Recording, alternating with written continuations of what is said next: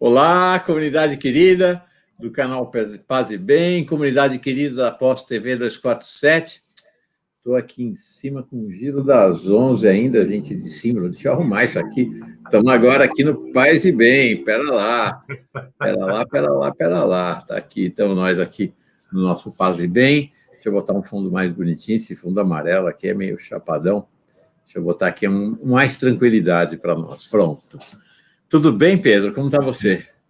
Tudo bem, Mauro? Boa tarde a você, boa tarde a quem já se juntou aí conosco para nossa trajetória pela Índia. E agora acho que vamos embora, né? Vamos ver se hoje a gente arruma a mala e vai mesmo. Hoje saímos da Índia lá já para o Oriente Médio? Para o Irã. O Irã, alguns dizem que sim, outros que não, né? Mas, enfim, a ideia é que a gente agora vá para a Pérsia. Mas isso é semana que vem. Rogério Rezende Carreiro. Mauro, cuidado para não ficar reprovado por faltas. Tua sorte é que o professor é teu amigo. Sei não, tô achando que ele vai me reprovar por faltas mesmo. Não vou ter muito escape, não. Legal, Rogério, muito bem chegado. Olha quem está aqui. Tua mana, Maria de Fátima Lima Vasconcelos. Um beijo para minha irmã. Boa semana para você também, Maria de Fátima. Aparecida Menezes aqui com a gente.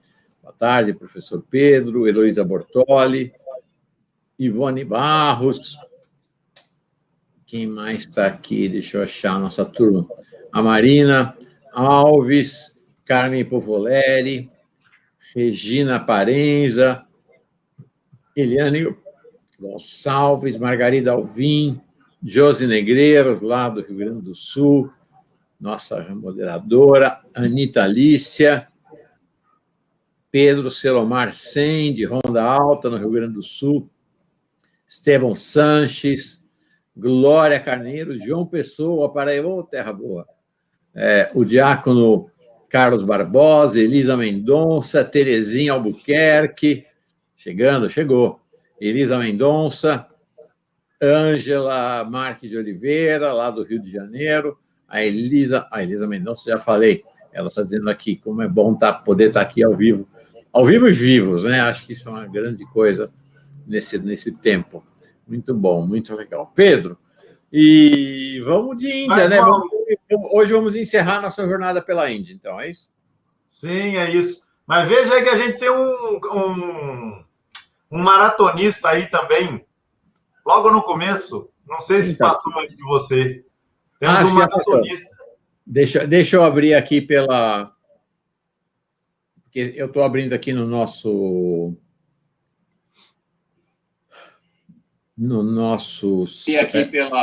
sistema. Peraí. Pronto, já abri. Ah, tá aqui.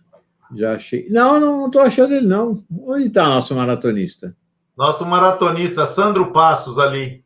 O primeiro que chegou, dizendo que pode acompanhar ao vivo em definitivo. Maratonei as aulas passadas. Legal. Ele não tá. Alcancei vocês ainda na Índia. Muito legal. É por que eu estou dizendo, não. Muito bem chegado, muito bem chegado. Vamos fazendo nossa caminhada juntos, todos nós. Eu falei da Marilda. Então, saudações ao maratonista. Ana Prado também chegando aqui com a gente, Cândida Maria. Gente, sintam-se todos muito bem chegados para essa jornada na Índia ainda. O último encontro ao redor da Índia, aula de número 21 do nosso curso Textos Sagrados na História. Vamos lá, Pedro, estamos todos ouvidos. Vamos lá. Então, Mauro, mais uma vez, boa tarde a você, boa tarde a quem nos acompanha, que já se juntou aí conosco para mais essa etapa.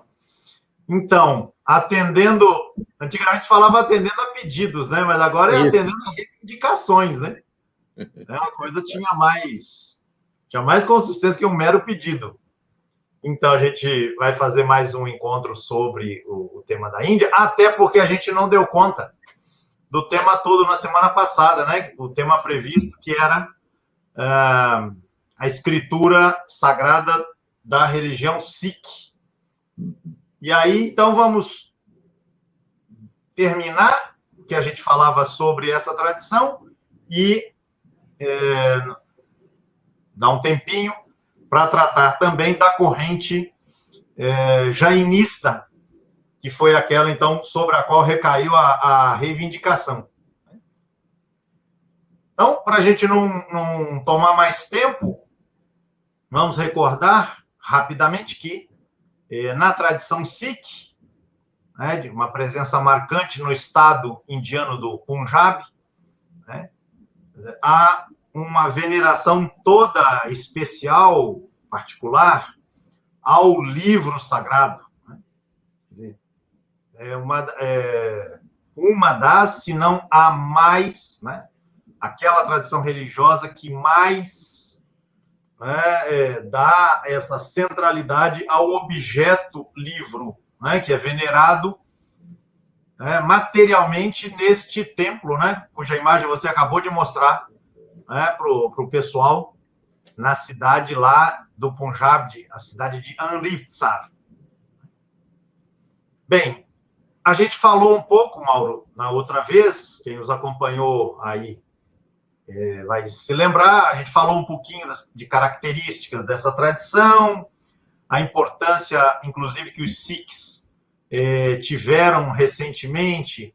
Aí está o livro coberto por esse manto vermelho, e um guru ali numa atitude de prostração, de adoração, de veneração ao livro sagrado, o Adi Granth. E, enfim, é deste livro para o qual existe um templo, em relação ao qual existem ritos de entronização e rito de deslocamento para o seu para que ele seja guardado em lugar seguro. Isso acontece todos os dias, de manhã e de noite. Então, em relação a este livro que então, eu teço aqui algumas considerações, na verdade, indo já direto a passagens do livro. Uma eu vou mencionar também bem rapidamente, e a outra eu vou comentar com um pouquinho mais de detalhamento. Então, Mauro,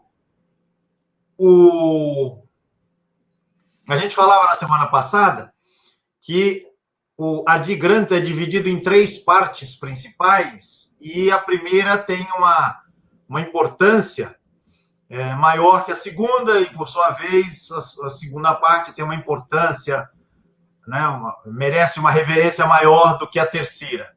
A primeira é chamada Japji, uma palavra que significa repetição. E repetição de quê? Repetição do nome de Deus. E aqui um elemento muito importante, Mauro, é a repetição do nome de Deus. E é um Deus que tem um nome que é verdadeiro. Esse tema, Mauro, do nome de Deus, é um tema que soa muito semita. Soa muito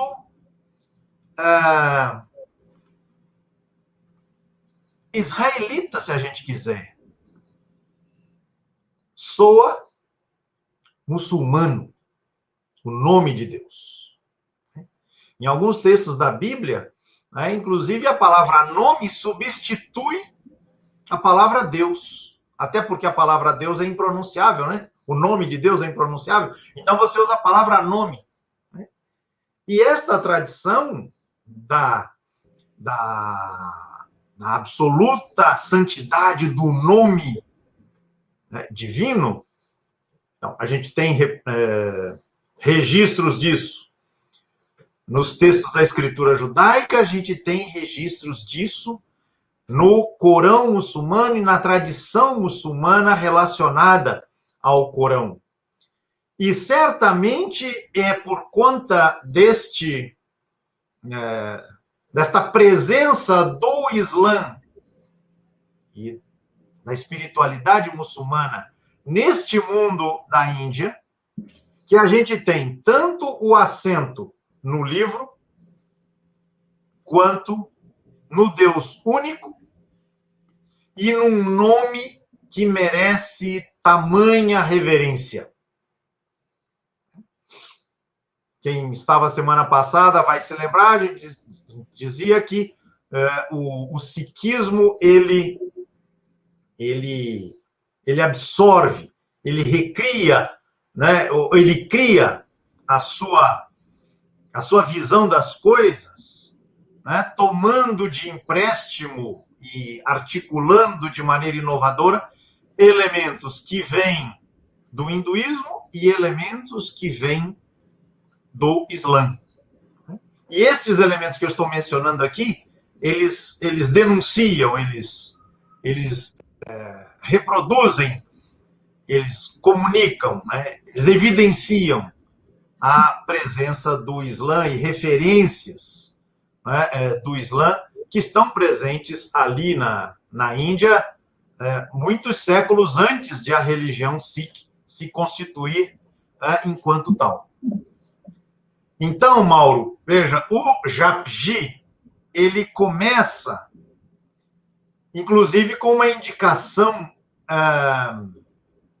do número 1, para falar da absoluta unicidade de Deus. No texto do Adigram, a gente vê que a primeira frase do texto começa com o número 1, né, para acentuar esta unicidade. E o texto diz: existe apenas um Deus, cujo nome é verdadeiro, o Criador que não tem medo ou inimizade, imortal, não nascido, autoexistente, conhecido pelo favor do Guru. Repita seu nome. Então, aí está, quer dizer, no primeiro verso do texto, já está indicada a razão de ser, está indicado o conteúdo do que será a primeira parte do livro. O Japji é uma repetição, significa isso, repetição. O Japji, ele delineia em forma de um texto um pouco mais extenso, muitas vezes memorizado, a ideia fundamental expressa no primeiro verso. A existência de um Deus cujo nome é verdadeiro, aí vem algumas características do Criador, ele é imortal, ele é eterno, etc, etc. Ele é conhecido pelo favor do Guru, ou seja, os gurus, a sequência dos 10 gurus, né? A gente falou disso semana passada, né? Captaram, absorveram, né? Esta realidade inefável, né, do divino, transmitiram e isto ganhou forma, né, no livro.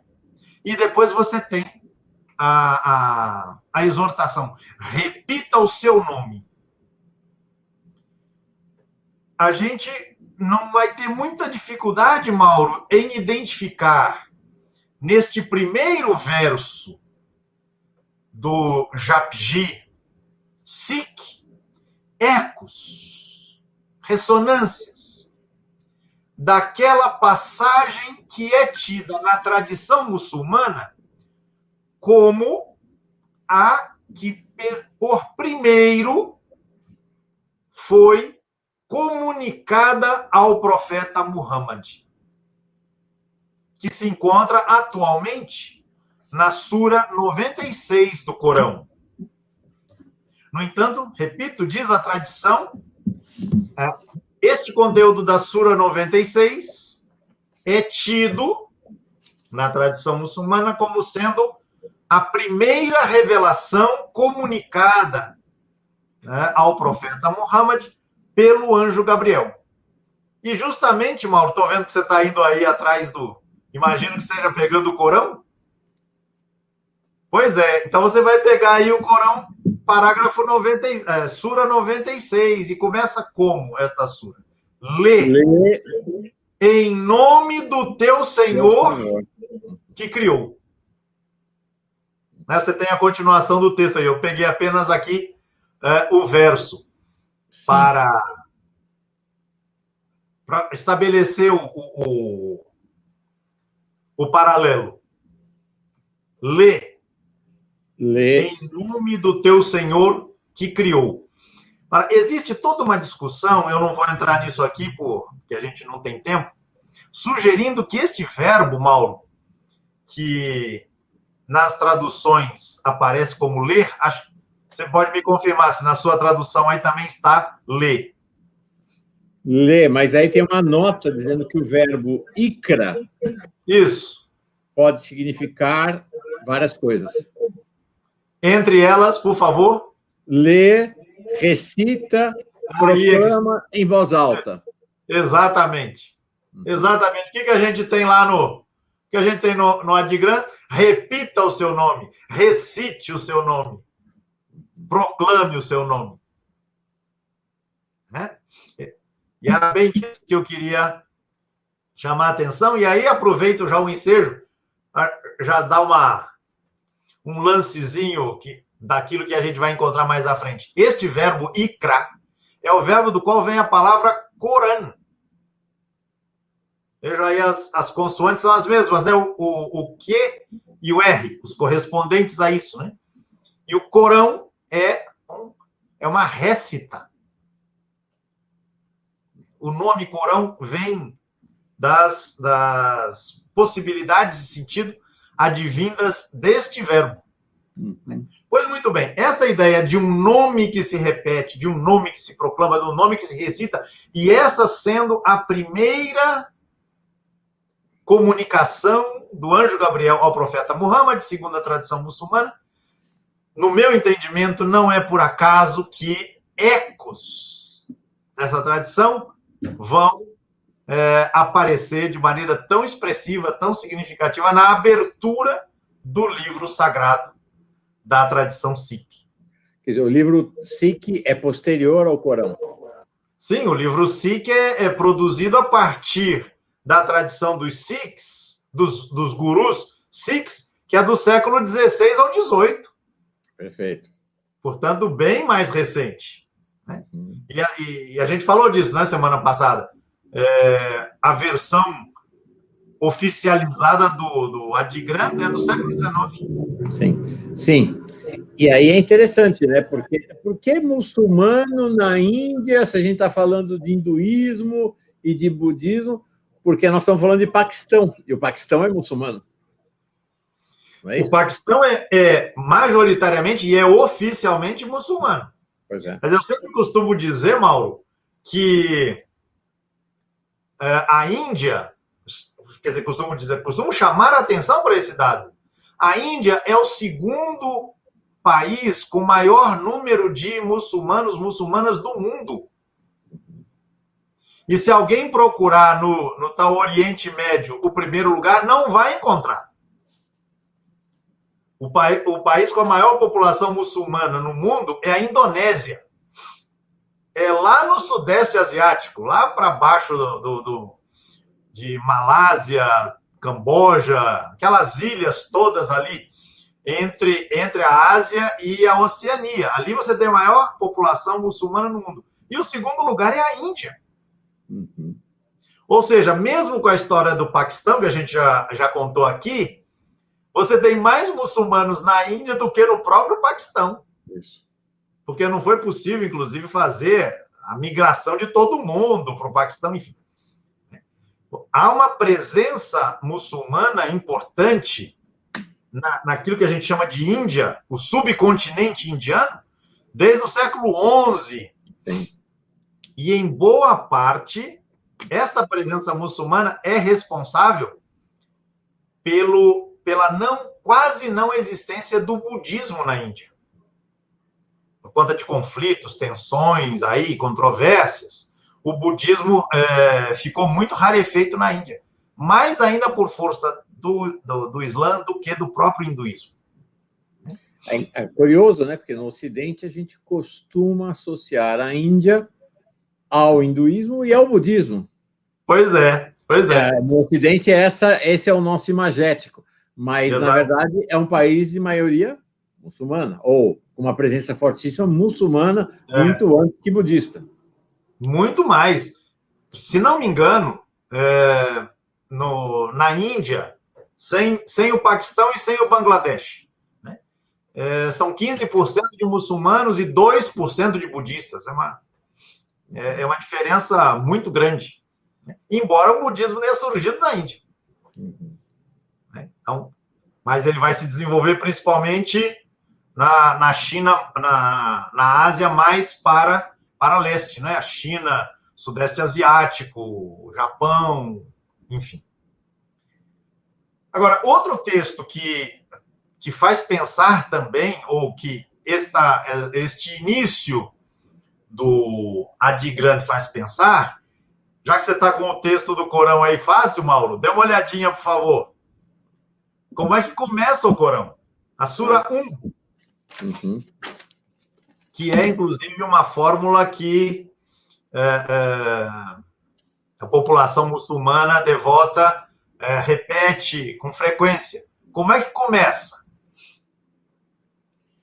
Em nome de Deus, o clemente, o misericordioso. Pois é, em nome. A palavra nome tem aí um lastro de reverência que a gente encontra lá nos textos da escritura judaica. Repito, no Deuteronômio, por exemplo, se fala da construção de uma habitação para abrigar o nome de Deus. Não é para abrigar Deus, abrigar o nome dele. Isso repercute no Islã, no Corão, e pelo Corão chega ao mundo indiano. Então você tem são 3 elementos aí, né? A unicidade de Deus, cujo nome há de ser repetido, recitado, proclamado. Então, elos improváveis, né? Que a gente vai descobrindo que existem. Sim. Que a gente não esperaria a primeira vez encontrar. E que vão repercutir, inclusive, no cristianismo depois, né? Que é aí por empréstimo do judaísmo. Uma das tradições místicas mais relevantes do cristianismo é a invocação do nome do Senhor. Que é uma oração fundante do cristianismo. O que é essa oração? É você ficar repetindo o nome de Jesus Cristo mentalmente o tempo inteiro. O nome. O nome. Tá certo? Exatamente. Interessante quer dizer, para a nossa cabeça ficar embaralhada, né? Encontrar isso na Índia. Sim. Esperaria um universo de referências absolutamente distinto, né? Sim. Agora, Mauro, a gente tem que correr, né? Porque o tempo efetivamente corre contra nós. Eu queria passar agora a um hino, né, que já está bem adiante, né, na sequência formadora do Adi Grande. E é um hino que se encontra na página 1035, 1036 do livro. Lembra que a gente falava disso, que até a mancha de cada página é padrão, né? Nas edições do livro. Então, o pessoal costuma identificar o conteúdo a ser buscado pela página. Então, este hino, ele está na página 1035, 1036 do Adi Grande. E ele tem pelo menos 2 coisas muito interessantes a serem destacadas. E por isso eu escolhi aqui para uma simples ilustração, não é? Desse universo, imagino que para a grande maioria de nós pouco conhecido. Primeiro é que ele faz uma conversa ele estabelece uma conversa com um hino védico. Védico. Aí está, né? Cássia, nossa escriba junto com o Inácio. Obrigado, Cássia. Aí está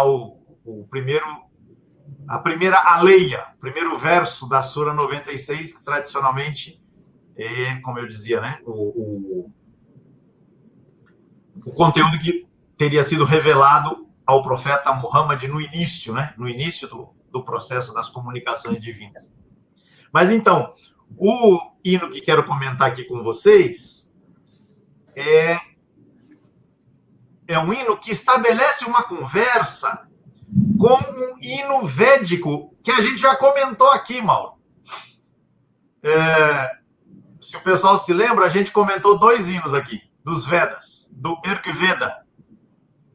Um foi a respeito da origem do cosmos, e o outro foi sobre Purusha, o sacrifício de Purusha.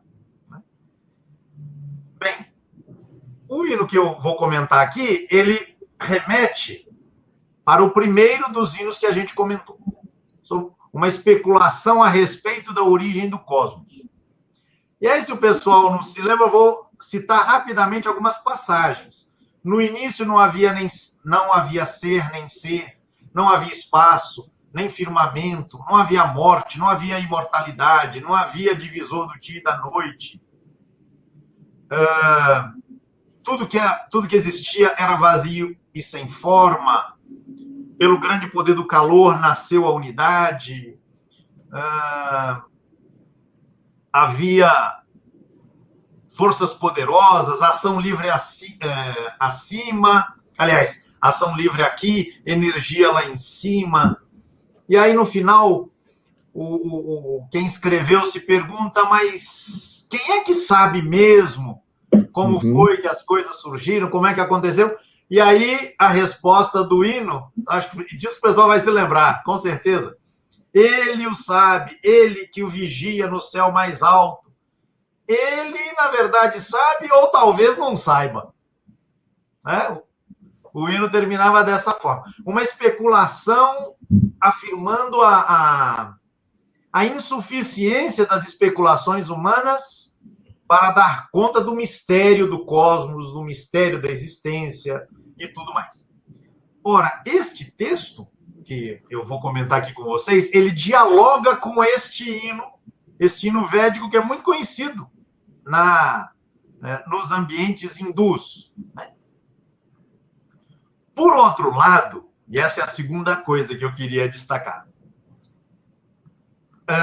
ao dialogar com o hino védico, ele toma uma posição antagônica à perspectiva indicada pelo hino védico, mostrando que o foco da sua comunicação é o texto védico, mas Mauro, principalmente o mundo marcado pelas referências védicas, com complementos não védicos. Leia-se muçulmanos e até cristãos. Há uma referência ao cristianismo, a gente vai encontrar ali. Ou seja, trata-se de um texto que expressa muito bem, com amplitude, com uma quantidade de detalhes, aquele que é o mundo no qual o próprio hino foi concebido, foi confeccionado, e em relação ao qual ele se posiciona. O hino é feito, Mauro, praticamente até o fim, de negativas. E as negativas são não havia, não havia, não havia, não havia. Uma série interminável de elementos cuja não existência é afirmada no início, nos primórdios, mas que são justamente os elementos que configuram a cena cultural, a cena social, a cena religiosa dentro da qual e a partir da qual este hino é constituído, a identidade psíquica vai sendo costurada, vai sendo tecida. Texto extremamente interessante. Ele é meio longo, né? Eu mandei para você e você disse que vai colocar na descrição do vídeo para o nosso pessoal depois poder ler com mais vagar, né? Então,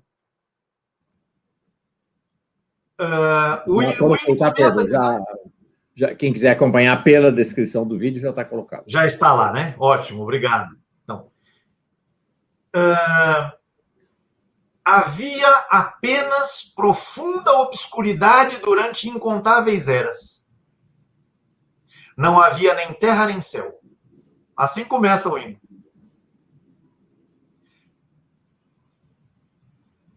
Havia apenas o infinito desejo da sua vontade. O hino védico diz: aquela coisa única sem respiração respirava por seu próprio impulso. Então, havia. Né? Só que no texto Sikh, a afirmação da existência do Criador, vamos dizer já de cara, ela é muito mais acentuada. O texto védico, ele é um texto titubeante. Aqui não. Aqui a afirmação é absolutamente categórica da existência daquele um diante do qual nada existia. E aí ele vai descrevendo, como eu dizia agora há pouco, ele vai descrevendo tudo que não existia. Quando só existia este um, dotado de uma vontade desejante. Então, não havia nem dia, nem noite, nem sol, nem lua. O texto védico também fala, não havia sinal algum, o divisor do dia e da noite. Os ecos também, de novo, são muito claros. Né? Só ele existia, em puro estado de meditação. Quer dizer, a divindade realizando o gesto, a postura, a atitude que é esperada dos fiéis, né? Da gente fiel, adepta desta tradição. Não havia fontes de criação, poderes de palavra, não havia ar, não havia água, não havia criação, não havia vir ou ir, não havia continentes, regiões, 7 mares, rios, água corrente, não havia céu, inferno. Olha aí, céu, inferno. Já está remetendo para o universo das religiões do tal Oriente Médio, né? Não havia nascimento ou morte, nem vindas ou idas em reencarnação. Opa! Com isso você já está fazendo referência às tradições da Índia, em que o elemento da reencarnação é o elemento fundamental. Aí vamos para a estrofe 4, que vai dizer: não havia Brahma, Vishnu ou Shiva. Ora, Brahma, Vishnu ou Shiva constituem a tríade, a tríade divina hindu. Não havia. Exceto o único, não havia nada mais. Você tem aí uma posição que estabelece uma diferença, né, frente ao mundo circundante. Não havia feminino ou masculino, classe ou casta de nascimento. Olha aí. Uhum. Todos os elementos que naquele mundo aparecem como estabelecidos, quase que eternos, eles não existiam. Eles são derivações subsequentes, né, posteriores, e eventualmente até relativas, diante do absoluto, que é o único. Não havia pessoas celibatárias ou dadas à caridade. Está se referindo a personagens, né, daquele mundo. Ninguém vivia nas florestas. Não havia siddhas. Siddhas eram mestres. Né? Ninguém vivendo em paz. Mas não é que todo mundo estivesse em guerra, é porque também não havia guerra. Não havia cânticos ou meditação, não havia autodisciplina, jejum, adoração, não havia nada. O que havia era ele outorgando-se a existência a si mesmo. Não havia purificação, nem autocontenção, não havia Krishna, adoradores de Krishna, não havia vacas. E por que a referência à vaca? Não precisamos nem entrar em maiores detalhamentos. Não havia mantras, hipocrisia, ninguém tocava flauta, não havia karma, não havia dharma, nada. A classe e o nascimento não eram vistos, ninguém prestava atenção, não havia laço de apego, a ideia do apego e o seu oposto, o desapego. Né? Nada inscrito na testa, né? Isso é um traço importante, né? no mundo hindu. Ninguém meditava em nada, não havia maledicência, não havia alma nem vida, não havia Gorak, que é um certo tipo de pregador, né, hindu, não havia Mahashindra, uma figura também, né, venerável, algo como um santo, uma pessoa santificada. Então, não havia castas ou classes, não havia vestes religiosas, nem Brahmani ou Kshatriya, referência às duas castas superiores, né, na visão hindu. Não havia semideuses ou templos, não havia vacas, não havia orações. Gayatri é um tipo específico de uma espécie de poema encontrado no mundo védico. Não havia holocaustos, nem festas, não havia rituais de purificação, não havia santuários em que essas purificações... Vejam, é uma sequência de negativas, né, Mauro? Mas, ao mesmo tempo, nós que não conhecemos, eu não conheço a Índia, não sei se você conhece, mas a gente vai quase que descrevendo para si, né, na medida que lê o texto, a gente vai imaginando a cena plena dessas referências, desses elementos, desses dados todos, né, constituindo a paisagem, né, cultural, social, né, daquela Índia da qual a tradição Sikh, né, está surgindo. Portanto, é um texto quase que de declaração de guerra, uma provocação ao status quo. Claro, claro. Ou pelo menos um texto que está marcando diferença, no mínimo. Né? Quer dizer, não existe identidade única, né? Existe identidade na relação com outra identidade, né? E se você quer estabelecer uma nova, você vai ter que construir a partir daquilo que está lá. E aí ele faz isso de maneira incisiva. Não existia, não existia, não existia, afirmando a relatividade, né, destes elementos todos. Mas, ao mesmo tempo, olha na estrofe 11, não havia mulá, não havia kazi.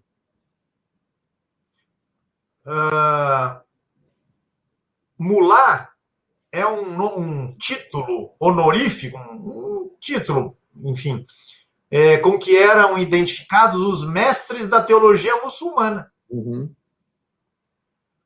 O Qazi é o fulano que conhece o mundo jurídico muçulmano, a tradição jurídica muçulmana, a chamada Sharia, nos seus diversos detalhes. Não havia. Então, ele está jogando com o budismo, com o hinduísmo e seus derivados, obviamente, mas está jogando também, ou está marcando diferença também com o Islã, do qual ele bebe. Ou seja, está marcando diferença em relação às fontes das quais ele, o sikhismo, bebe. Não havia sheik, não havia peregrinos a Meca. Olha aí, ó, referência explícita a um dos princípios fundamentais da religião muçulmana. Né? Vou pular um pouco para ir mais rápido. Olha a estrofe 13. Não havia Vedas, não havia Corães, não havia Bíblias.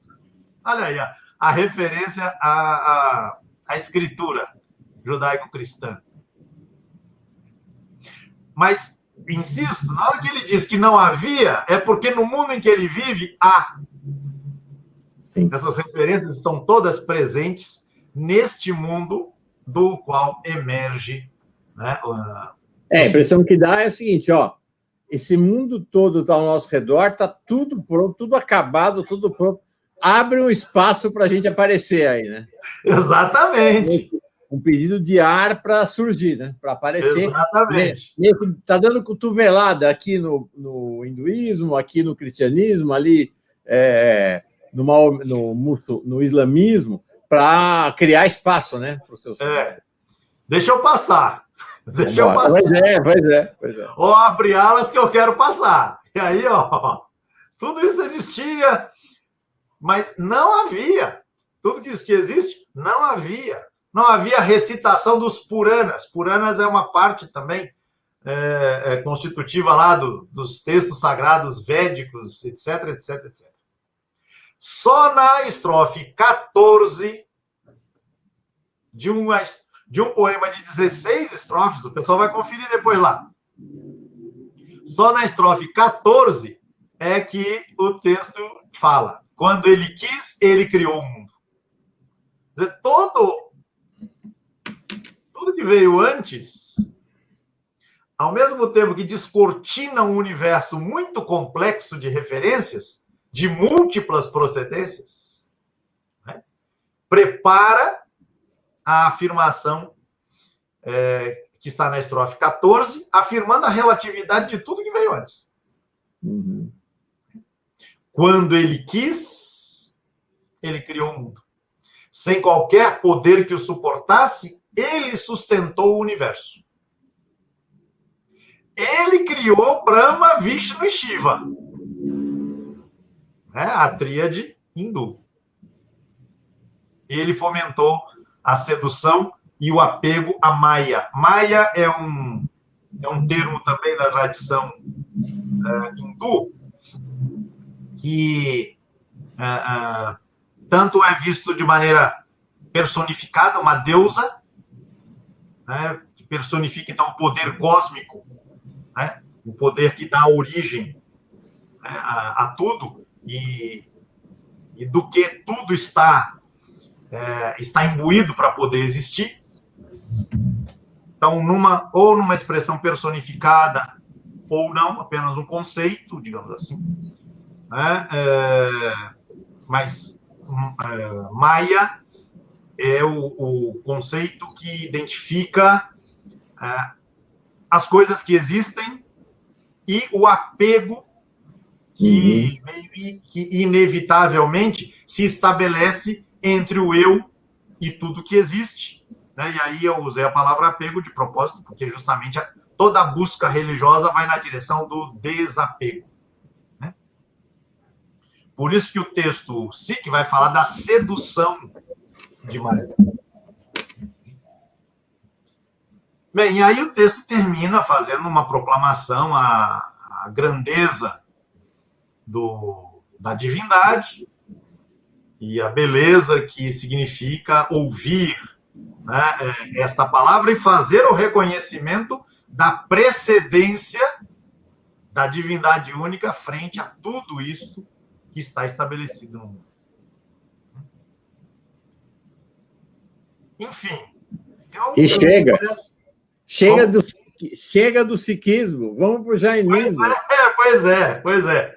Mas fica aí a sugestão, então, para o pessoal ir atrás também de outras referências. Mas esse hino me pareceu muito interessante muito legal. Por expressar essa ideia de uma identidade que está buscando dizer a que veio, né? E querendo ser identificada. Uma identidade querendo ser vista, ser percebida, ser notada, né? No seu perfil, nos seus contornos. Enfim, vamos, né, Mauro? É relevante, né? É uma identidade que quer se afirmar negando o estabelecido, né? Porque tudo aquilo já estava estabelecido. Então, ela vem para negar e dizer vou estabelecer o novo, com um evidente sucesso relativo, né? Não dá para comparar a presença e a pujança dessas expressões como o hinduísmo o cristianismo, o islamismo e o judaísmo em relação ao sikhismo, bom, pensando do ponto de vista global, sucesso bem mais relativo do sikhismo em relação isso é muito regional, né? Muito É. regional. Isso. É ali o Punjab, né? Aquela região. Agora, o que eu acho muito interessante é a ideia de que eles querem negar aquilo do qual eles bebem, né? E assim é nas dinâmicas das religiões. Nosso amigo sevilhano lá, o Emílio Ferrin, ele insiste muito nisso, Mauro. Você lembra disso? Ele diz: tudo está lá desde sempre. O Islã, ele se constitui diferenciando-se do judaísmo e do cristianismo, mas a constituição dele é de elementos judeus e cristãos, assim como o judaísmo, né, e o cristianismo se configuram bebendo uns dos outros. Uhum. Então, isso é muito próprio da constituição de novas identidades. Eu preciso me diferenciar do outro, então eu preciso estabelecer a distância. Mas, ao mesmo tempo, só eu existo em função do outro. Que seria do Corinthians se não fosse o Palmeiras? O que seria o Flamengo se não fosse o Fluminense, né? Para a gente brincar aí com os times das grandes torcidas. Não existe a identidade própria sem a identidade do outro. E aí você tem que afirmar uma relação que é inevitável, né? Você negando-a. Então, é um jogo interessante que é preciso levar em conta. Seja para entender essas dinâmicas da cultura, seja para a gente também entender por que muitas vezes, quando você estica muito a corda para marcar a distância, vem os conflitos, né? Os conflitos se estabelecem, na verdade, quando se puxa muito. Você nega o outro a tal ponto que o outro não pode existir. Não é à toa que tantos conflitos, né, se alimentam, né, Sim, se verdade. inspiram, né, nessas referências textuais, enfim, né? Bem, Mauro, vamos lá. Então, a tradição jainista, diferentemente daquilo que a gente acabou de comentar sobre, né, os Sikhs, dá ao tema do livro religioso, que é aquilo que a gente está adotando aqui como eixo, né, do nosso caminho, uma importância muito menor, incomparavelmente menor que o que a gente acabou de ver.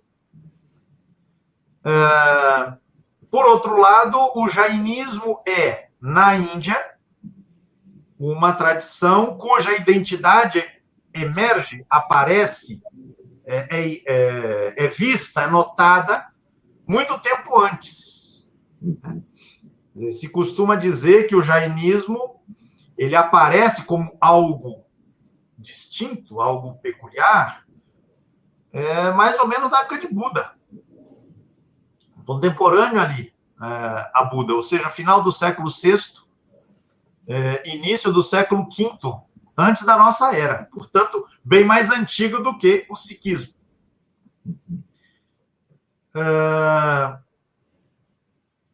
É uma absoluta minoria, né, na Índia. Então, se fala de talvez no máximo 5, 6 milhões de pessoas. Isso na Índia é quanto da população? Nem fiz a conta, mas é muito pouco. Sim. Pouquíssimo. Né? Os Sikhs são 20, 25 milhões. Né? O jainismo é bem menos do que isso. No entanto, eles têm uma presença mais destacada, uma presença concentrada, num estado da Índia, numa região da Índia. Eu lhe mandei um mapa, Mauro, se você puder disponibilizar para o pessoal, num estado, curioso ou coincidentemente, próximo do estado em que os Sikhs são maioria. O estado do Rajastão, que também fica na fronteira da Índia com o Paquistão. Não sei se o pessoal está vendo, o Rajastão está exatamente no meio do mapa. Um pouco acima, na ponta acima, está o Punjab, de maioria Sikh, e do lado mais à esquerda, ocidente, ou no noroeste, está justamente o Paquistão. Então, a maioria dos membros aí desta corrente jainista se encontra neste estado do Rajastão. Bem, agora ficou grande, certamente. Eu estava olhando o mapa, não estava vendo a imagem. Logo acima aqui, estão vendo, Punjab e Lahore são os centros Sikhs, né? Não, Lahore é uma cidade paquistanesa. Desculpa, mas do outro lado da fronteira, ela está quase na fronteira. Isso. Do outro lado da fronteira está Amritsar. Em frente a Lahore, do templo Sikh. Muito próximos, muito próximos. E nesta cidade, Mauro, deixa eu ver se é isso mesmo, se eu não estou enganado aqui. Vou conferir rapidamente. Não está indicada no mapa, mas enquanto eu falo aqui, Mauro, se você puder achar alguma coisa, existe uma cidade aí no Rajastão chamada Ranakpur. Ranakpur, com K. Isso que dá, né, Mauro? Já que o colega disse que o professor é amigo do monitor, fica pedindo tarefa em cima da hora, assim, ó. É muito atrevimento da minha parte. Mas, enfim, Ranakpur é um centro importante da religião jainista e possui edificações, templos belíssimos, belíssimos. Enfim, é um dos destinos também turísticos da Índia, e nesse caso você pode conhecer exemplares nessa cidade da arquitetura jainista, que é realmente uma arquitetura muito expressiva. Mas, enfim, vamos lá. Se por acaso você achar alguma coisa interessante, ótimo. Se não, vou achar aqui. Então, o que se diz, Mauro, é que o jainismo é uma minoria que, do ponto de vista numérico, tem a sua relevância no estado indiano do Rajastão, e essa identidade, assim se conta, se constituiu a partir da morte de Vardhamana, que é tido, Mauro, e essa é uma coisa interessante que vale ser acentuada, ele é tido como fundador do jainismo, mas, ao mesmo tempo, ele se apresentava como reformador da religião. Qual religião? Aquilo que a gente chama de hinduísmo. Então, vejam, tanto o budismo quanto o jainismo, seus contemporâneos um do outro, como o sikhismo, bem mais recente, são um elemento importante a ser levado em conta. São derivações do mundo hindu. A gente já falava disso em outra oportunidade. O hinduísmo é uma grande família religiosa. Essa expressão costuma ser usada. E ela tem como base, esta família, o eixo comum, é o reconhecimento da sacralidade dos Vedas, que se materializa, por exemplo, na aceitação do sistema de castas, etc. Estas vertentes, budismo, sikhismo, jainismo, vêm deste mundo, respiram este ar, mas não reconhecem a sacralidade dos Vedas e das implicações deles derivadas, entre elas o sistema de castas. Mas, como costuma acontecer, aquelas figuras tidas como fundadoras de religião, o mais das vezes não se apresentam como fundadoras, mas se apresentam como reformadoras, ou formuladoras de alternativas frente àquele cenário já existente. Quando o grupo quer explicitar uma identidade diferenciada, a gente já tem um outro passo, né? Foi o que a gente viu no hino Sikh, que foi comentado agora. Bem, este Vardhamana, contemporâneo mais ou menos de Buda, ele é chamado na tradição de o Mahavira, na tradição jainista, que é uma palavra que significa o grande herói. Ou então ele é chamado também de Jina, o iluminado. E desta palavra Jina é que vem a palavra jainismo, né, que denomina esta corrente religiosa. Né? Então, o jainismo é uma corrente baseada, né, neste desejo, nesta busca pela iluminação. Ora, o conceito de iluminação, a gente sabe, ele se encontra também no budismo, né? Se encontra no hinduísmo. Já falei da oposição ao sistema de castas, né, que a gente encontra também no jainismo. Agora, o que chama a atenção, Mauro, na tradição jainista, é a ênfase acentuada no componente ascético, a ascese, né, a palavra que alguns traduzem por renúncia. Ou seja, no jainismo se trata de experimentar com uma radicalidade talvez não encontrada em outras formulações deste mundo, a ideia do desapego. Do desapego, que é uma ideia, repito, fundamental, né, no universo espiritual, cultural indiano. Então, essa ideia de uma ascese extrema, né, e levada a um extremo de radicalidade, né, é o que caracteriza o jainismo, de um lado, e de outro lado, que explica por que esta corrente ela tem um número tão pequeno de adeptos. Porque as exigências colocadas para esse itinerário, né, são tremendas. A disposição que se há de ter para enfrentar este caminho é uma disposição absolutamente radical e que a grande maioria das pessoas não tem condições, não está disposta, enfim, não se sente em condições, ou considera um exagero assumir. Costuma-se dizer, né?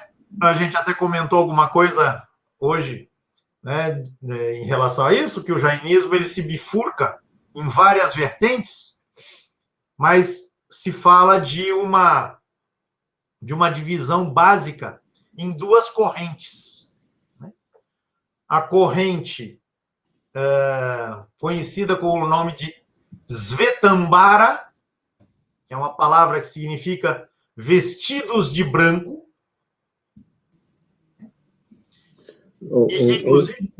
Pedro, só para dizer para o pessoal, desculpa, que aqui fiz uma busca na medida da minha possibilidade aqui, e aparentemente Ranakpur é aqui pertinho de Jaipur, tá? Não aparece nos mapas, é muito pequenininha, mas é aqui pertinho de Jaipur, tá? Aqui um pouco, acho que é o oeste de Jaipur, se eu não estou enganado, tá bom? Certo. E, de fato, já vi aqui que é maravilhosa ali a cidade. Vou botar umas imagens. Se alguma imagem estiver disponível para você, para o pessoal ter uma ideia, é impressionante, na verdade. Impressionante. Há várias matérias a respeito da beleza dessas construções e alguma coisa que se salienta, eu li isso em 2 ou 3 lugares, é a arquitetura interna. Eles dizem, não, a arquitetura externa, em geral, é simples. Imagine se isso que você mostrou já é simples. Né? Agora, a A parte interna é bastante elaborada. Bem, Mauro, então eu ia dizendo que há uma bifurcação, né, em duas vertentes, outra expressão muito bonita, né?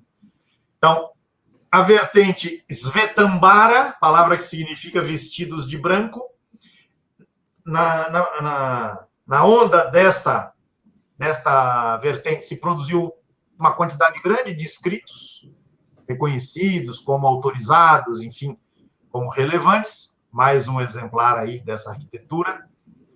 Agora, existe a outra vertente, cujo nome é Digambara. E, literalmente, Mauro, esta palavra significa vestidos de espaço. Se os outros eram vestidos de branco, estes são vestidos de espaço. O que significa dizer? Eles são nus. Eles vivem nus. E expressando o quê? Expressando a ideia da absoluta liberação, do absoluto desapego a tudo, inclusive a própria roupa. É algo que você encontra em algumas correntes dentro do hinduísmo também. Mas aqui isso se tornou um caminho no interior da tradição jainista. Bem, características deste ideário, né, religioso. Então, uma ideia muito importante, né, para viver este radical desapego em vistas à iluminação, em vistas a libertar-se do karma. Vejam, todos os conceitos que vêm do hinduísmo, né? Então, a prática da não violência, a ahimsa. Inclusive, ela se expressa num símbolo, né, que é a mão, né, a mão, assim, com os dedos colados, um ao outro. A ideia da não violência.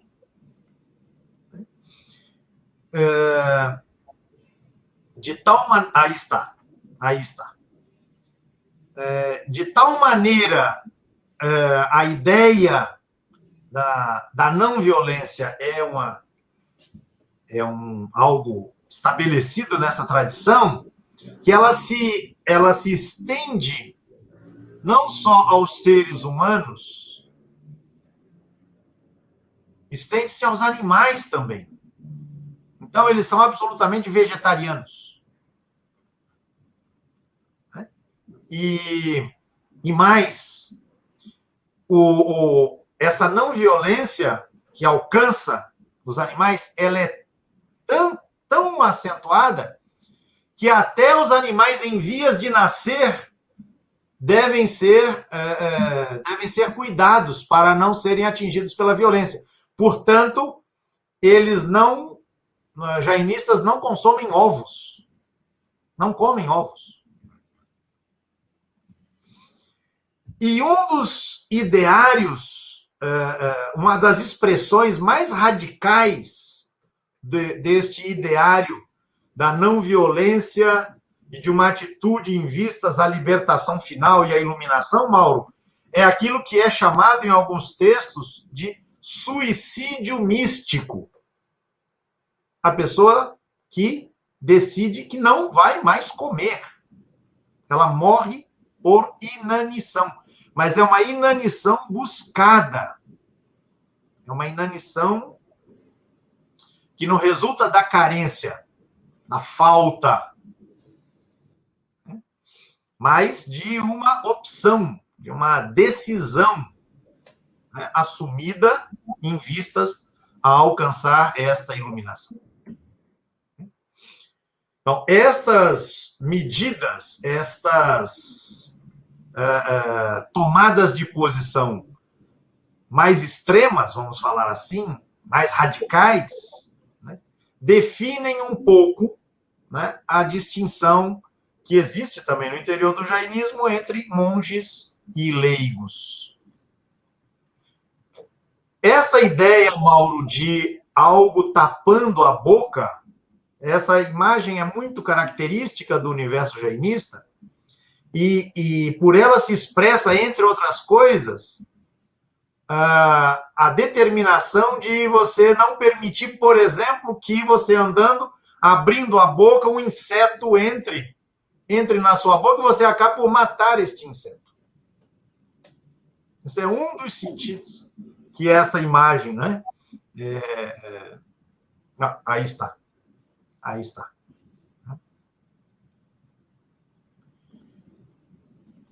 Como essa radicalidade ascética é a tônica fundamental, né, do jainismo, os ritos têm muito pouca importância.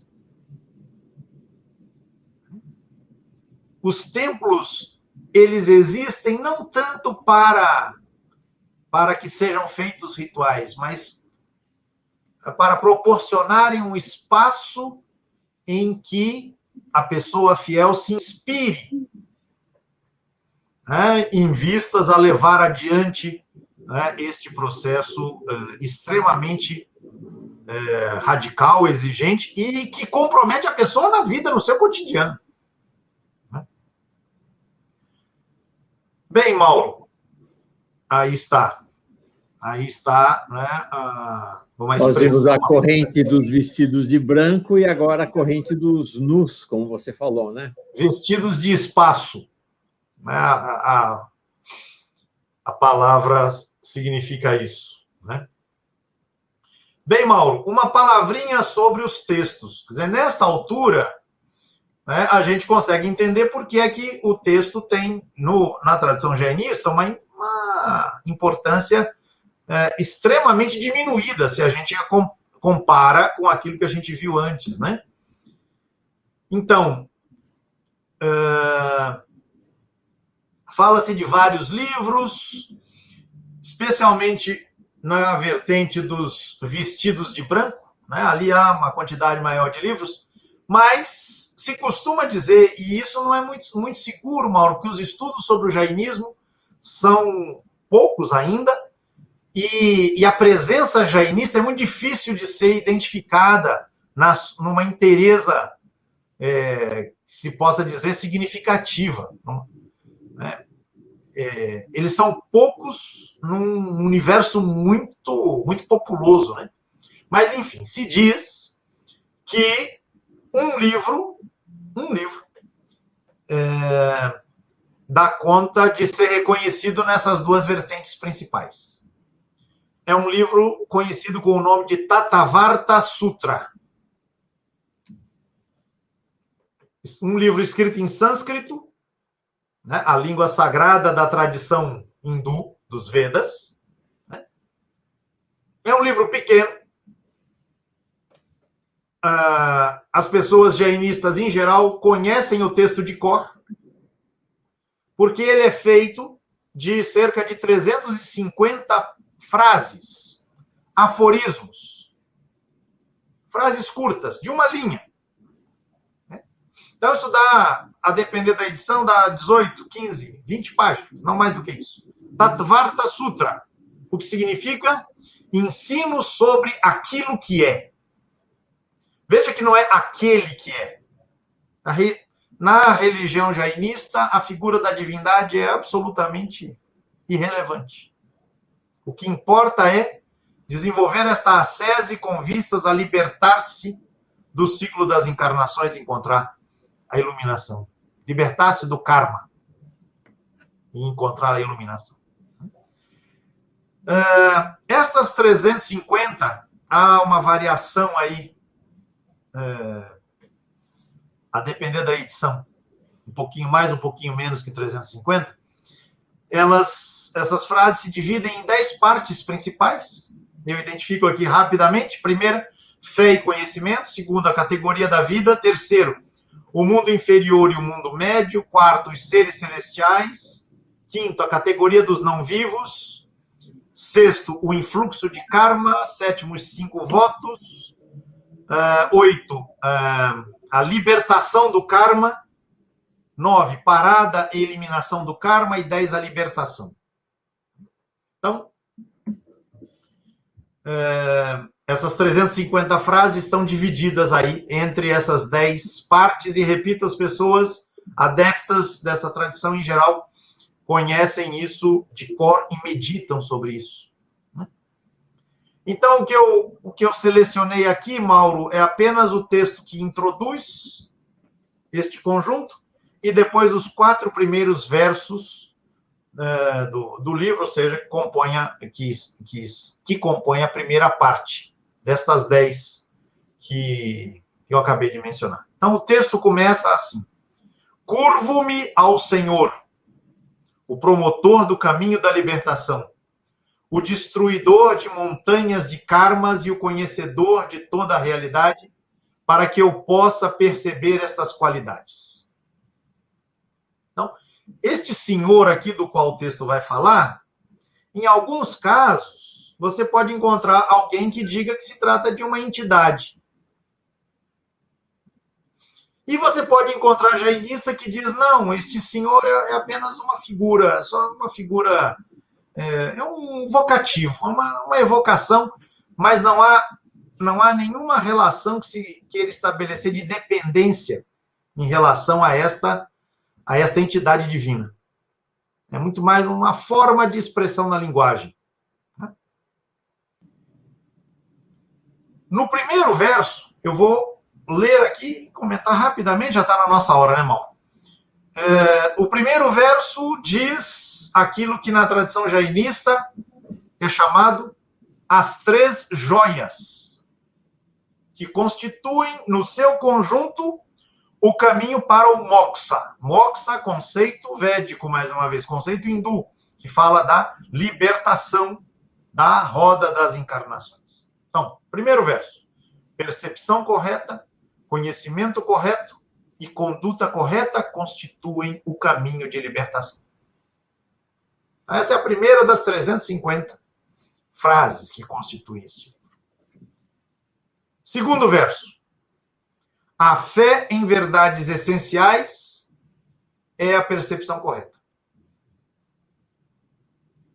Terceiro: a percepção correta advém naturalmente ou por aquisição.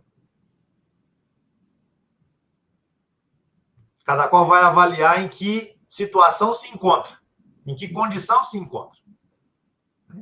Se identifica em si a percepção correta ou há de buscar isso, né, junto a algum guia, algum guru, algum mestre. E, finalmente, alma, matéria inanimada, entrada do karma, servidão, prevenção do karma, erradicação da servidão, constituem as categorias da verdade. Então, são frases assim, secas, né, Mauro? Espero que, mesmo tendo lido aqui rapidamente, tenha sido possível perceber. São frases secas, contundentes e que dão o recado. Vá atrás. Percepção correta, conhecimento correto, conduta correta constitui o caminho de libertação. A fé em verdades essenciais é a percepção correta. A percepção correta advém naturalmente ou por aquisição. Alma, matéria inanimada, entrada do karma, servidão, prevenção do karma, erradicação da servidão, né, constituem as categorias da verdade. Vá atrás de entender cada uma delas e de se posicionar. Sim. Né, em vistas ao moksha, em vistas à iluminação, ao nirvana. Tá aí, Mauro.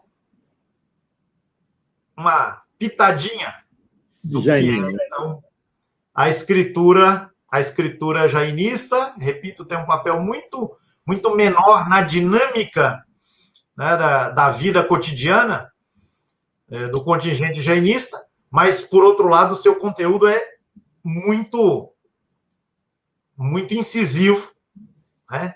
Sintetiza, né, este ideário absolutamente radical, né, que o jainismo coloca para as pessoas que aderem, né, a essa proposta.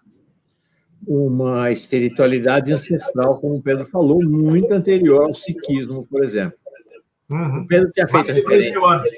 Pois é. O Pedro tinha feito referência um pouco antes.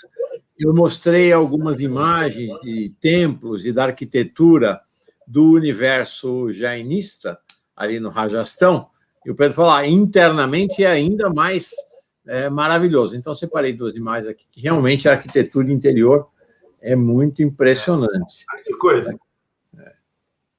Tá? Tem essa imagem, essa outra aqui também. Deixa eu colocar na tela.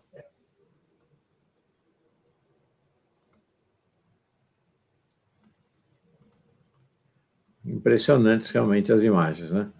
É como se fosse tudo rendilhado, né? Como se fosse feito de renda, né? Sim. Muito, muito impressionante mesmo. Quem tiver querendo fazer uma jornada de espiritualidade ou apenas de turismo, está aí a dica Rajastão, depois que acabar a pandemia. Exatamente. Tá bom, e agora, Mauro, podemos pegar as malas e ir para a Pérsia? Vamos embora, para a Pérsia. Isso não é nem Irã, né? É Pérsia, né? Vamos para a terra da Pérsia, muito antes de virar Irã. Né? Exatamente. E na Pérsia nós vamos entrar em que universo de espiritualidade? Assim falou Zaratustra. Opa! Zoroastro, ou Zaratustra. Perfeito. Vamos embora. Zoroastro, que hoje ele está muito mais famoso por causa do Nietzsche, do seu livro. Exatamente. Né? Assim falou Zaratustra. Mas é uma espiritualidade que teve grande influência no Oriente Médio. Né? Ali no tempo... Desculpa. Não, diga. Não, ali no tempo de Jesus, um pouco antes, inclusive, né, desde centenas de anos antes, o zoroastrismo tinha grande influência ali pelo Oriente Médio.